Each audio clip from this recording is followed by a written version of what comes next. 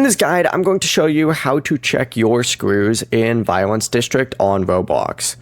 This is Aiden from JustBoz, and before we get into this guide, make sure to like the video and subscribe to the channel with all notifications on. It really does help with the channel, and it lets us know that you want more content like this, so we greatly appreciate it. If at any point throughout this guide you did have any questions, just ask them down in the comment section below, and we can help you out further. I'm going to be doing my best to reply to every single comment down there.